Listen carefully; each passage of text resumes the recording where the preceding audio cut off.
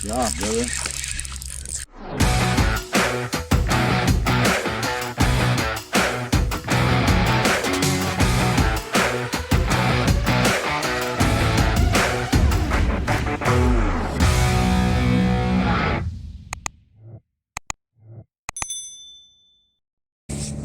And then once we're all the way through it, then we can skip under the trees. Like when we get into April, this is like way easier.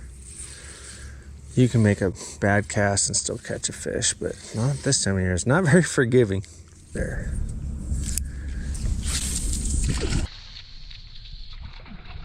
Holy fuck. That was a monster right under that tree. See what happened when I skipped? Uh-huh. Holy fucking balls. Mm-hmm.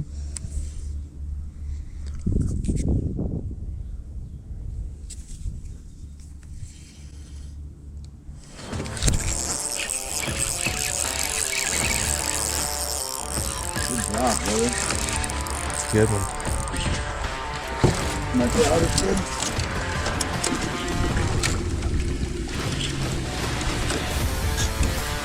Oh, that's a good one.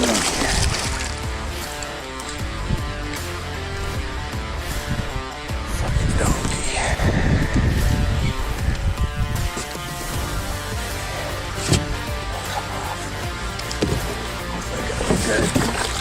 Ooh, that's a pig. Bam! Look at that gouging. Hold it up for me.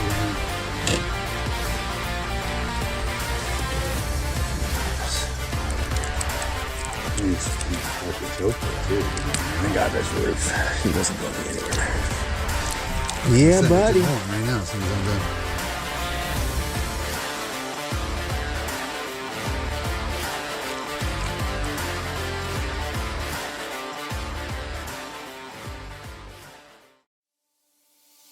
Welcome to Bass Feed. This is Braden. March 16th. Beautiful, sunny, warm day in Western Washington.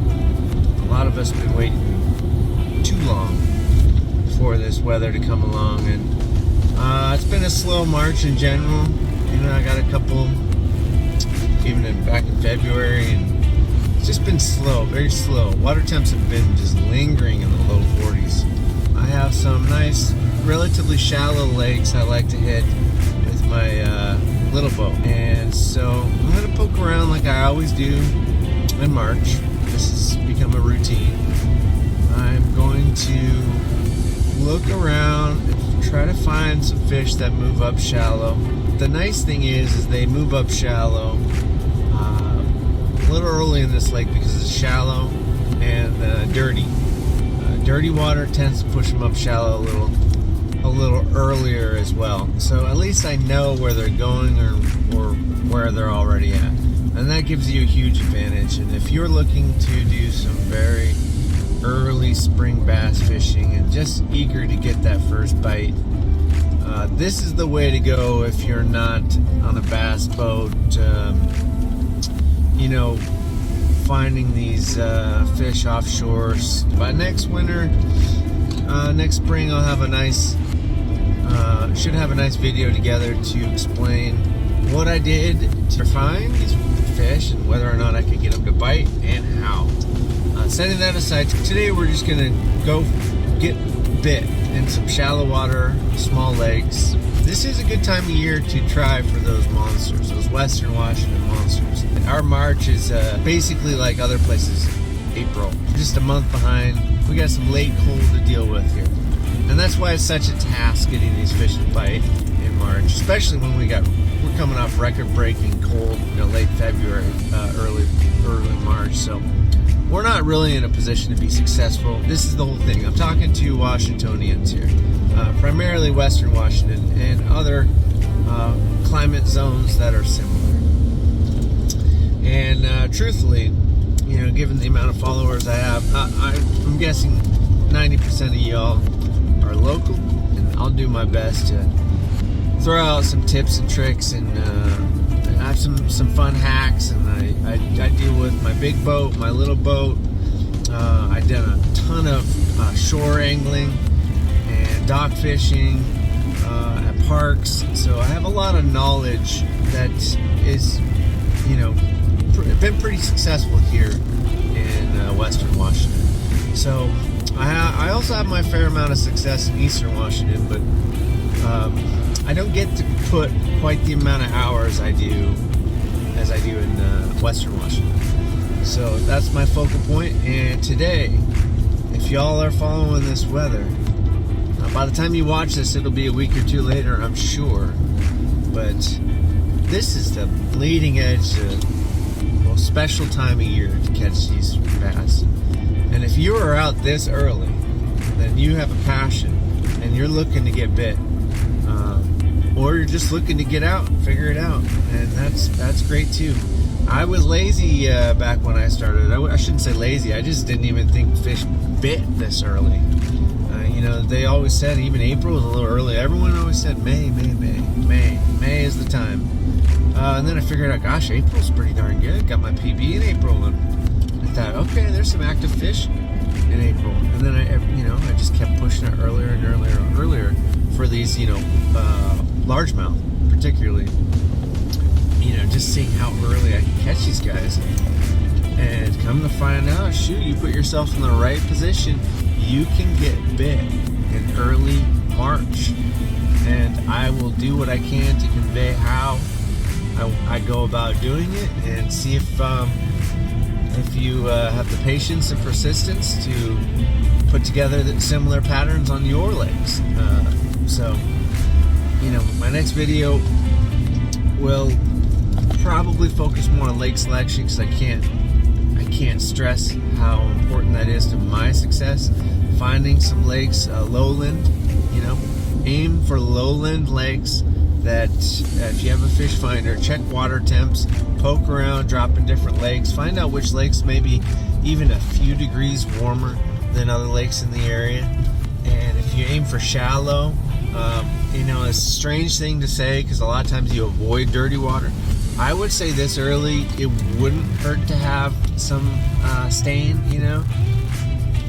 2 to 3 foot visibility, I think is probably perfect. And that has a tendency to push the fish up shallow. And if you rule out those deeper fish, it's half as much fishing, and you're going to be casting on the fish. The whole trick from there is getting them to bite when they're spooky and skittish like they are, and that's a process in itself. And I have past videos explaining what baits I use to do that, and how I go about avoiding spooking these fish. Try to work them into biting even when it's just tough. And that's the name of the game in February. April is sort of a different story. It just, things just start getting easier in April. They're willing to chase, and you throw it on top of them. They're actually willing to hit things on the drop. That opens the playbook. For those who don't want the grind, just wait a couple more weeks. I'm thinking first week of April will start getting a little bit better, and then you can kind of throw what you like throwing. March is a little bit more specialized. You got to stay a little finesse, work these fish slower, a lot more patience, persistence. Hours on the water without catching is normal for me anyway. I'm sure there's some outstanding fishermen that just can go out and take care of business in March, but that is not me. I work very hard for my fish, and I constantly am trying to learn how to get bit and trying to learn subtle tricks. And hopefully I put enough time on the water to save you a little time. That would be good. And I wish someone was online doing this when I was trying to figure out what to do. And we just don't have guys on YouTube that specialize weather patterns that we have to deal with up north in general, not just Washington. This is a tough bite in March across the northern states. All right, good luck to y'all, and tune in next time. Thanks for watching. Well, we're back on the water, and today's another nice day. Not as warm, but lows are higher. Higher lows is just as important as higher highs in terms of temperature. I mean, some would argue even more important.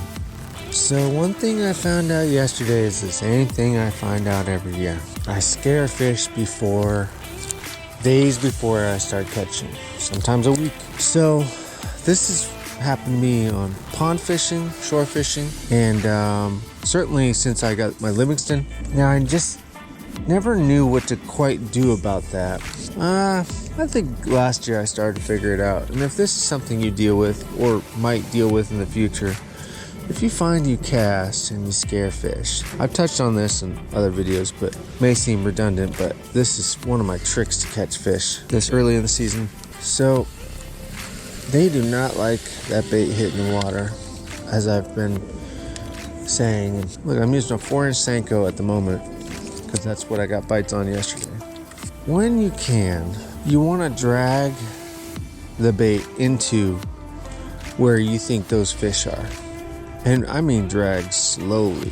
And this is when you know they're there, you spook them. Let's say you spook them one day. You know where they're hanging out. Or you know because you just know the water. When possible, cast past them and slowly drag into them. I'm doing this with a Senko today, but it works with a jig just the same. In fact, I started learning that trick, of course, with jigs. Now, when you cast right on top of them, they do not like it. They're very finicky, and unless you get a full-blown reaction bite out of them, which for me is more often using like chatterbait or swim bait or a swim jig and bang it up against some cover right next to them, you get a reaction strike. But if you're doing anything else besides that, you have to cast away.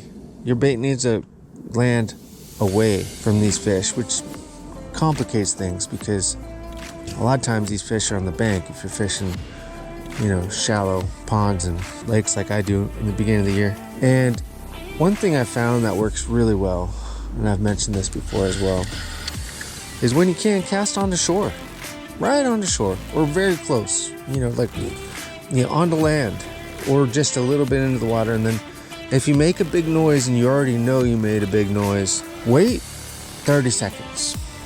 Just wait. A lot of those times those fish will circle back. They'll get freaked out for a moment and then they'll circle back, and often they'll be staring at it. If you wait 30 seconds, that fish has already done a loop, gone back, now it's looking at it like, what is it? What is it? Is it alive? Can I eat it? And if at that moment you just barely give it a little tug, that's when you get bit. So if you made a lot of noise, just wait 30 seconds before you move that bait. And if you have a lot of patience, wait a little longer. The hard part about this plan is you don't cover water. So this plan is only a good plan if you know where the fish are and you don't mind taking your time. Instead of fishing too fast and not getting bit all day, you can fish a little slower and have much better odds of getting that bite. I had to do that yesterday. Now this phase only lasts a couple weeks. Guys don't even like fishing this phase because it's difficult. A lot of times you blank, you go out, spend a lot of time in the water and no results. And for those who don't fully appreciate just being outside, it's a little bit more of a grind. I was on this lake one time and there was 7 boats and I was doing my little trick. I caught, 3 or 4 that day. You know how many fish all 6 of those other boats and kayaks caught? Total of 0. Now I fished way slower and they covered way more water, but who got bit? That's a testament to this technique. I don't know what's the best bait to do this with, but my favorites is a 4-inch Senko, weightless. You do a jig, you can do a weighted creature. A lot of times these fish only give you 1 cast. That's another thing, make your cast count, because you can't just keep casting onto them and expect them to finally bite. You spook a fish, it's gone. It'll swim 30 yards up the shoreline or out deep, and that's a wrap.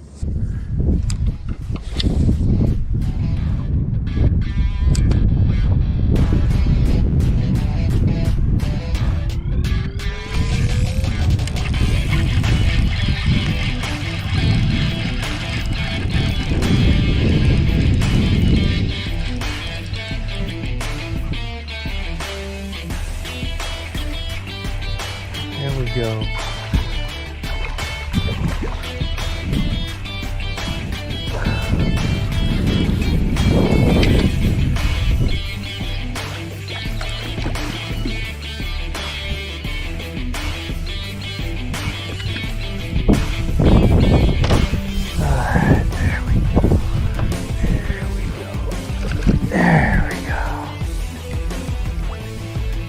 tank.